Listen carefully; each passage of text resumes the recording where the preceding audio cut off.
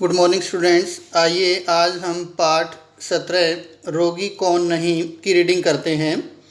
महर्षि चरक जब आयुर्वेद के सारे ग्रंथ लिख चुके थे, सब प्रकार की विधियों का, सब प्रकार की औषधियों का, चिकित्साओं का वर्णन कर चुके और उनका प्रचार भी कर चुके, तो उनके मन में विचार आया कि चलूं और देखूं लोग मेरे बताए हुए मार्ग पर चलते भी हैं या नहीं, मेरा परिश्रम सफल हुआ या नहीं।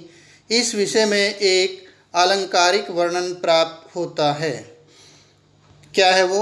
एक पक्षी का रूप धारण करके वे उड़े और वहाँ गए जो वैद्यों का बाजार था। एक वृक्ष पर बैठकर पक्षी ने ऊंची आवाज़ में कहा, कौरुक, स्वस्थ कौन, अर्थात रोगी कौन नहीं है।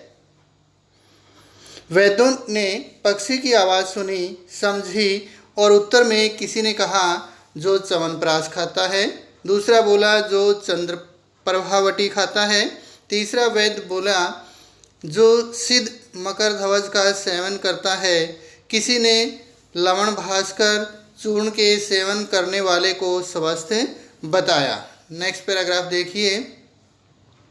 चरक कई स्थानों पर गए, कौरुक का प्रश्न किया, किंतु कहीं भी ठीक उत्तर न मिला। अंत में दुखी होकर वे उड़कर एक सुनसान जंगल में जा पहुँचे और वहाँ एक सूखे वृक्ष की डाल पर जा बैठे। पास में एक नदी बहती थी। नदी से नहाकर प्रसिद्ध वैद्य श्री वांगभट्ट बाहर आ रहे थे। चरक ने उन्हें पहचाना और फिर पूर्ववत पुकार कर कहा, कौरुक।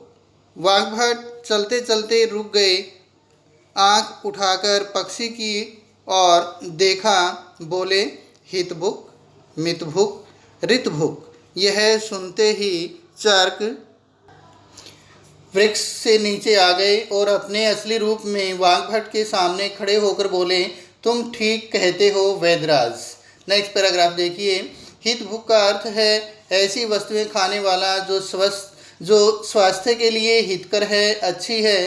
केवल स्वाद के लिए मत जियो, जीने के लिए खाओ। जीवा के स्वाद में फंसकर पेट में कूड़ा करकट न भरते जाओ।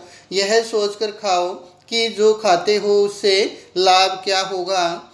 यह जीवा बड़ी नटखट है, नाना प्रकार के स्वाद ढूंढती है, नाना प्रकार की वस्तुएं मांगती है। स्वाद वाली चीज़ें खाओ, किंतु केवल स्वाद के लिए ही उन्हें खाना आरंभ कर दो। ऐसी वस्तुएं खाओ जिनसे शरीर को लाभ हो। मलाई खाओ, दूध पियो, दही खाओ, मक्खन खाओ, फल और सब्जियां खाओ। वे वस्तुएं प्रयोग करो जिनमें केवल जीवा को ही स्वाद न आवे, शरीर को शक्ति भी मिले।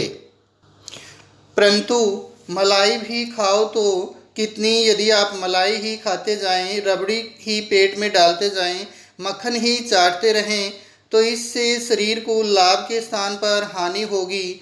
इसलिए वाग्भट ने दूसरी बात कही, मितभुक, परिमित रूप में अर्थात थोड़ा खाने वाला।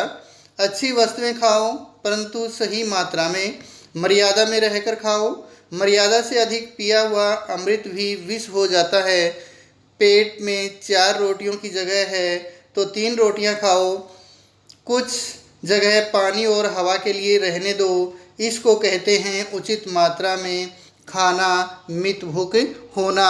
तो बच्चों, ये था आज का पाठ। बाकी नेक्स्ट ई लेक्चर में करेंगे। धन्यवाद।